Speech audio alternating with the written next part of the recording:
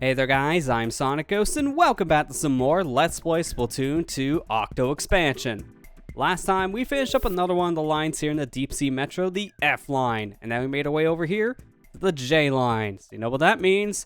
New line, new design. This time we're going back over to the Octo Boy design and we're rocking that nice old mohawk here. Got some pink eyes here that match not only our pink hair, but also the pink line that we're going into. So how convenient. Go ahead and start our next level here. Truly, truly, truly outrageous station.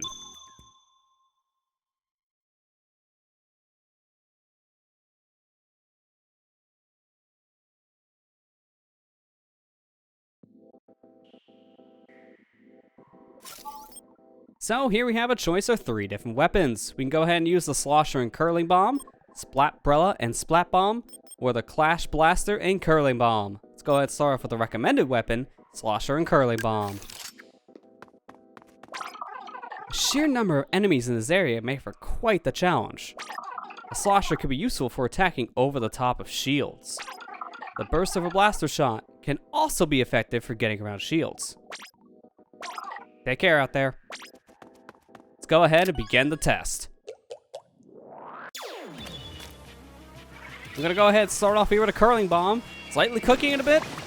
Get that good old nod in. That way we destroyed all the boxes in front of us in one fell sweep.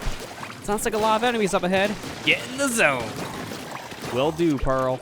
So, with the Slosher, we can go ahead, just how Sea Cucumber said, we can use this to attack over enemy shields, destroying enemies pretty easily in this stage. So, take full advantage of the Slosher's properties here. It's like a maze. Watch out for corners. Well, these enemies have to watch out for the corners too, because with the Slosher, you can just blindside these enemies very, very easily. Here we got some snipers up ahead, specifically Octo commanders in the distance. They will have heavy artillery weapons here with some heavy spotlings of their own, so we gotta be very careful here to not get shot during this time of them just racking up the bolts. So let's go ahead and take you out. Grab box here, which has a special of the baller, so we'll hold on to that for a little bit later. Could be helpful in this section if you need to go ahead and grab yourself a shield real quick. But I want to try to save this for a little bit later on, as this is actually pretty helpful for an upcoming section. Here I'm going to just go ahead and attack you, if I could hit you, please. I can see the ink going straight past him. It's not hitting the actual Octo Commander, it's hitting around him. Fortunately, we lost their armor there, but it's not really that big of a deal because we still have some health. And now taking out the commander, get ourselves a whopping 30 eggs out of that. That's a lot of CQ points we can get there. Here we got a bunch of different boxes here. Very, very strong boxes, but you know what you can do instead of breaking these? Jump around them. I don't think they've really thought of that. You done did it. Thanks, Cuttlefish. Spot the goal up there. It looks climbable. It definitely does. There's a giant tower here we can go ahead and climb. But here's where I wanted to save that baller for. I'm gonna go ahead, use the special, get this commander down to my level, and then explode on contact. Doing so will take out pretty much every enemy in the pursuit area. Here, let's go ahead and take care of this Octo commander from down below. That way, once we climb up to the top, we don't have to worry about the guy getting in our way anymore. He's already dead. Let's climb up here. Go ahead, ink the surface around us a little bit so we get some mobility, and now we got ourselves a special. We have ourselves the Stingray. This will be helpful in a later section here of this climb. So for now, let's just go ahead and hold on to this. Got enemies behind you too. Also, the sponge here is a little awkward to climb up, so it's a little hard to see the set enemies, so take your time on that section. Scare you before you throw a bomb. He says he threw a bomb. Couldn't really see that, but hey, it's taken care of. This Octarian, and oh, I see how it is. You're too scared to fight me. Well, I'm gonna cook this bomb. And yeah, that was a little underwhelming. Take 2. Cooked it a little too much. That should work. I don't even need to look at you. In fact, I was actually hoping to show an animation there, but it didn't really work out in my favor because I got hit before the curling bomb went off. There's a special animation that plays when you use the curling bomb, and you only really see if you don't get hit, so that's a little unfortunate for us. Here we're actually going to use the power of the Stingray to actually hit something that's up ahead. Now, what you're supposed to do in this level is to get to the ending, you got to go through this whole section over here to our right, make your way to a whole bunch of different enemies, and then you can get to the goal. And once you get to the said goal, Well, you can go ahead and hit this ink rail here to get a secret. But using the stingray, you could just hit it from a distance, come down here, and get the said secret now, which by doing so, you get a whopping 50 power eggs. So that's a lot of points. So there you go. Using the ink rail, we took a back way over and passed the test. Actually, it's a pretty simple test there with the Slosher. Slosher makes quick work of a lot of enemies in that level.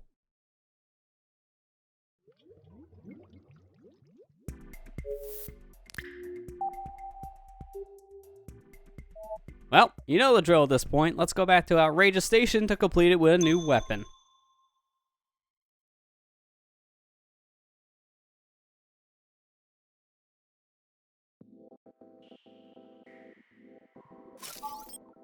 Let's go ahead and change things up a little bit here. Let's go ahead and make our way to the easy weapon, the Splatbrella and Splat Bomb. Now the big advantage here of the Splatbrella is that since you have the umbrella portion, and anytime you fire, you have yourself a shield of your own now. So a lot of enemies, you can easily shield from their attacks, not really having to worry too much about certain things like the Octo commanders.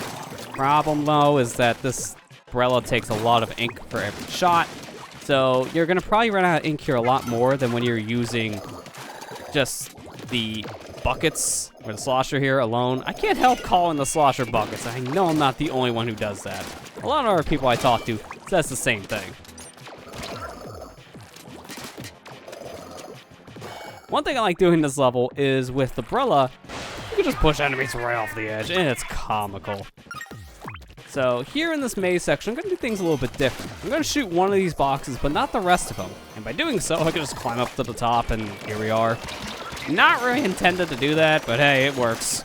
So I'm just going to take a shortcut. Going to grab me that same baller as before, and at this point, I'm just going to beeline my way out of here, because I really don't want to be dealing with the said Octo commander here. So I'm just going to hide behind this wall, wait for him to stop shooting, and then shoot him back so I can get his power eggs real quick. Don't really need that many points at this point, but hey, never hurts to have more. Do a little bit of parkour to get to the next section, and now we're into the final checkpoint area. Now here, we're just going to do things a little bit different. We're going to activate the baller earlier, because we can just go around the side like this, but this is why I just kind of recommend waiting till you get to the other side to activate the baller, because the Octo commander, if you're not careful, can easily push you into the pit, because of how fast that thing shoots. You can just push you straight off the level if you're not careful. So you be careful with the baller in the section. It does help in a lot of circumstances, but also can really hurt too if you're not careful with it. So let's go ahead and just now make our way up the vertical climb section here of this level. Shoot these sponges so we can go ahead and climb up the platform. And I'm immediately going to get off the sponges this time because I don't want to immediately fall down when the sponge just shrinks. Okay, this enemy here, a little bit hard to get the enemies farther away with the Splatbrella, simply just because the umbrella doesn't really have the best range, so anything too far out of the way, you're not going to reach.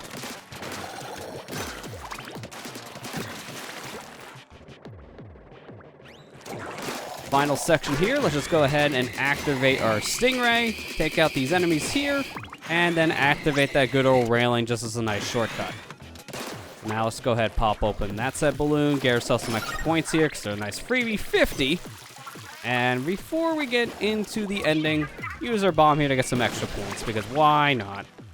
Now with that, we're done. One more weapon left, so let's go ahead and complete the station one more time with the Clash Blaster.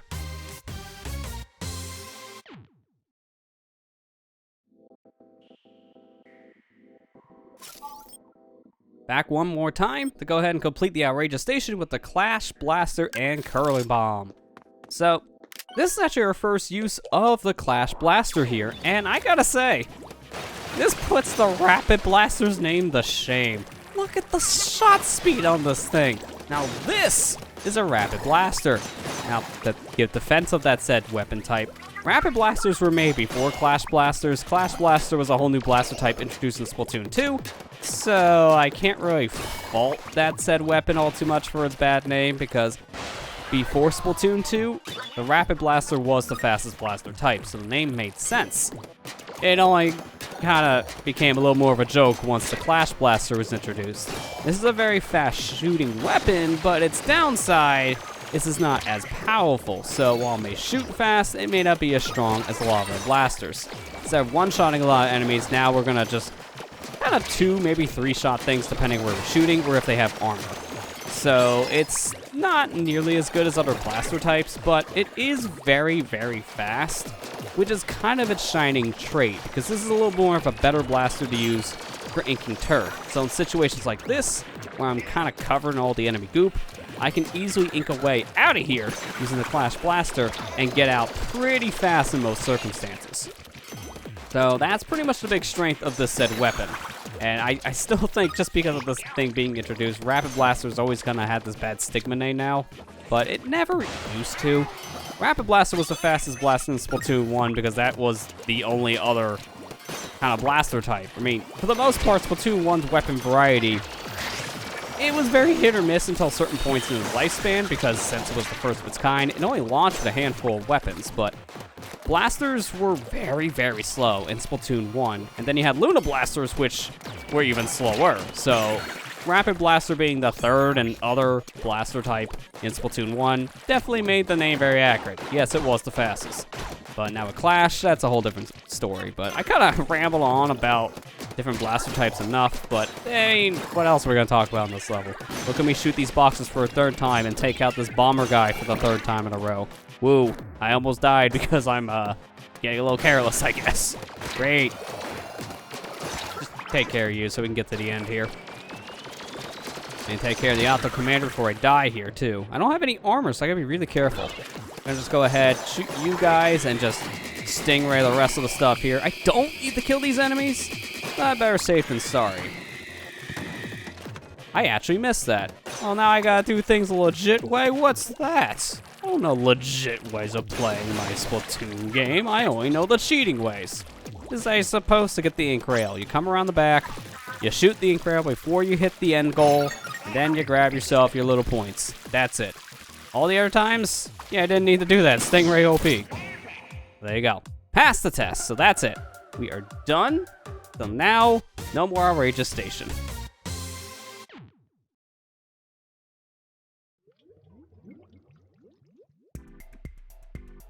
So now that we're done with that station, let's go ahead and take a look at our mem cake we got from it. Where's the mem cake? Where's the mem cake here? Hang on. Hang on. Ah, there it is. I just didn't click down enough. Good old Switch Pro Controller D-pad and just not recognizing your buttons. Our mem cake here is the Takaroka Mesh. It keeps the elements away. No rain, nor heat, nor wind, nor sleet. But does it guard against ink spray? I mean, I would hope so. It's a hat.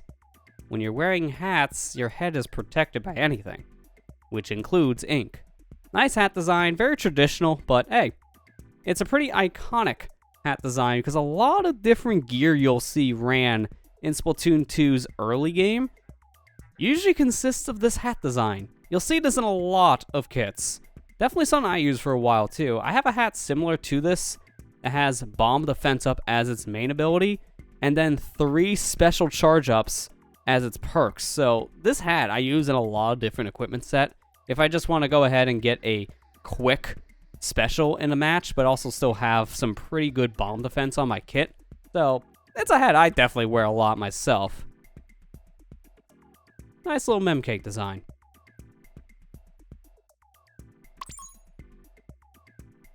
Well, with that, we already got a decent way into the J line, kind of. I mean, we completed technically 2 levels because, hey, you had to get here somehow. And it's a fork in the road. So, with that, we're actually going to go ahead and end the episode here. Now, I know, kind of a weird one, only 1 level, but hey, it was definitely a long one. So, with that said, next time on Let's Play Splatoon 2 Octo Expansion, we'll continue making our way down here in the J line. I'll see you guys next time.